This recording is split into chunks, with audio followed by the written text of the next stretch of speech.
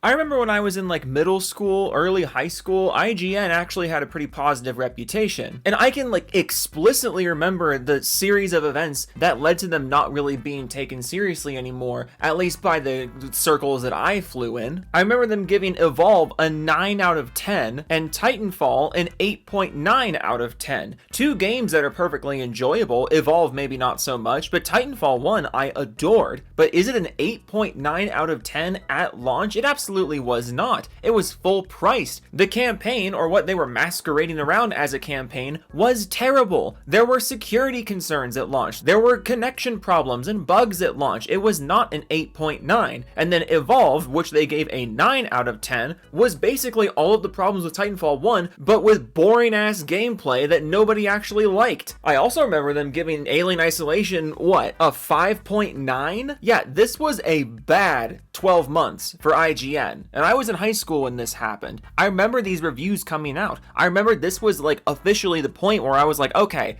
I'm just listening to YouTubers from now on for my reviews. I'm just listening to like social media for my reviews because these people don't know what the fuck is going on. You may have had your IGN turning point earlier than me, but that's when I had it. And it seems over the last 10 years, they've done like nothing to make their reputation any better. They either give games a completely inoffensive score with vague reviews that could mean anything, or they're completely off base. And something happened the other day that I think is the biggest representation of why people fucking hate IGN. This might actually be the worst they've done.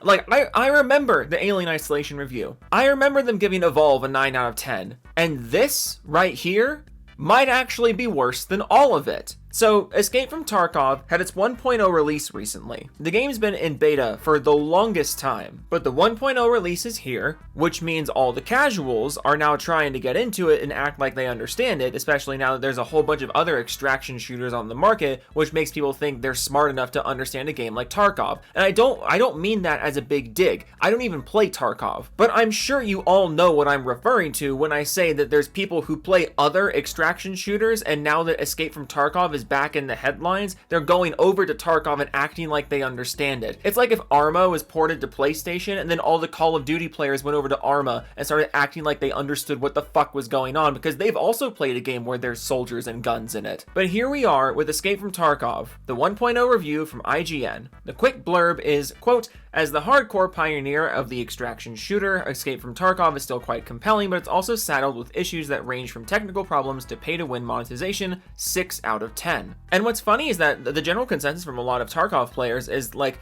yeah, 6, 7 out of 10 is honestly that's honestly pretty fair for a game like this. That like, it's a great game, it's a very technically, like, incredibly designed game. But, it has a lot of issues, it has a bunch of hiccups, there's a bunch of jank in it. 6 to 7, maybe 7.5, that seems fair to me. That's the general consensus I see from the Tarkov players. So why is this the worst review ever? Why does this review have a fucking community note on it? Well, because, quote, "The reviewer isn't being fully honest in his review, and people have brought this to the attention of his own videos in said review. @OnePeg has brought this all to light, asking for a fair review from IGN." Referring to this, the top reply to IGN's post from OnePeg. That post with 21,000 likes to the review with 1.2 thousand likes. No, I'm not kidding. The ratio actually is that bad, and your eyes don't deceive you either. This review is from December 3rd, and it's still up.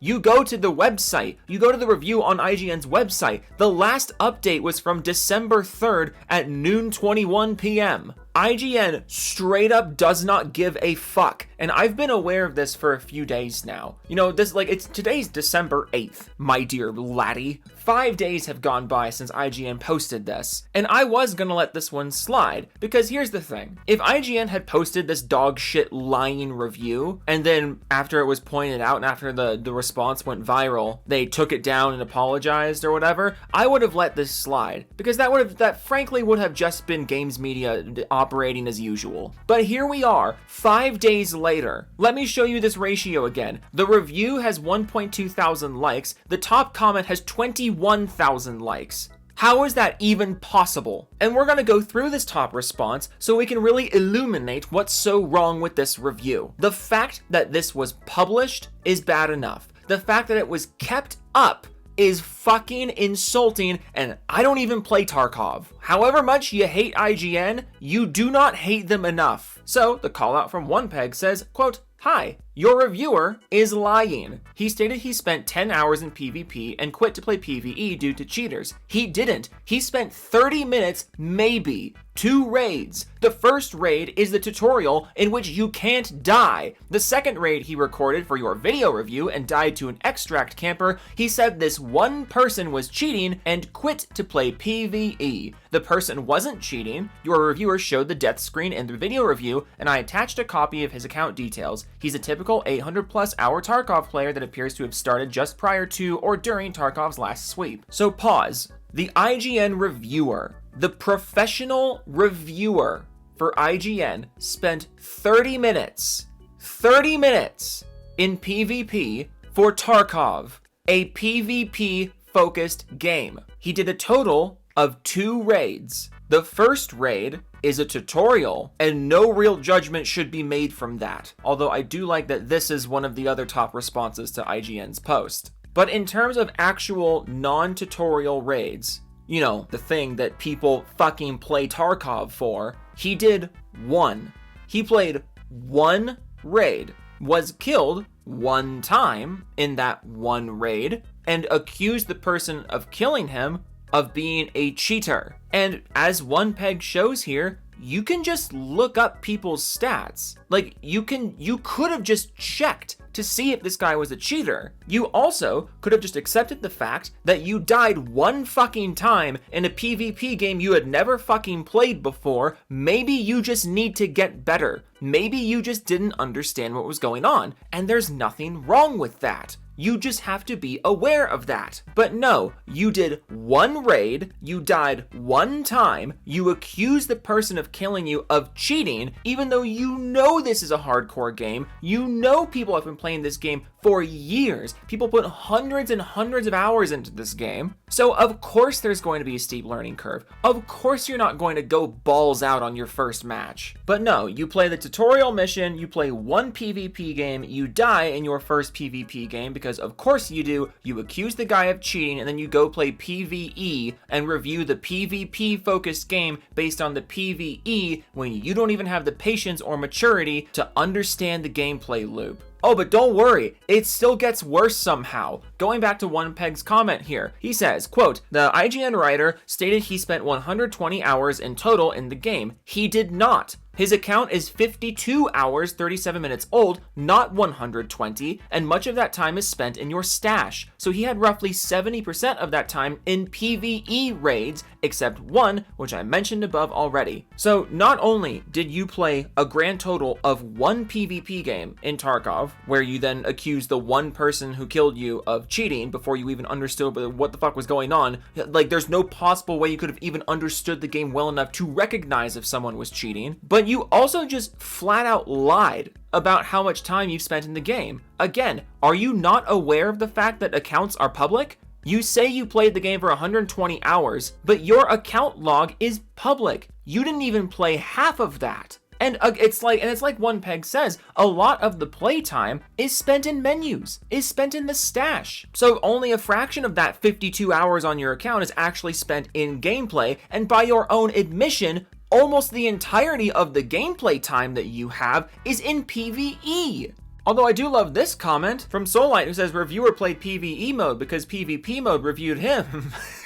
This completely throws all of IGN's, or what credibility they had. It completely destroys it. One of the biggest multiplayers of the year, one of the biggest PC shooters of the last decade, you finally give it a full review, and your critic, the guy that you assigned to it, not only has no patience for a multiplayer game, apparently has no interest in playing a multiplayer game, but also cannot be honest about how much fucking time he put in the multiplayer game. And on top of all that, apparently he has no game competence because he somehow thought none of this was checkable. And on top of all that, IGN has left this review untouched, unmodified, no acknowledgement for 5 whole days. You do not hate this company enough. You do not hate games journalism enough. When people get on my case for saying, you know, we shouldn't take the Game Awards seriously because the judging panel is made up of like major outlets and people from major outlets, this is why I say that. This is why I don't give a single shit about any awards show in the games industry, because these are the people who have artificially been put at the top of it. Like, why do you even work there? Why have they hired you? But also me questioning why they hired you and why they keep you around, that implies that they care even a little bit about any kind of game integrity, which they obviously don't, because see above point about how this review has been up for over 5 days with nobody even trying to adjust it. But just out of curiosity,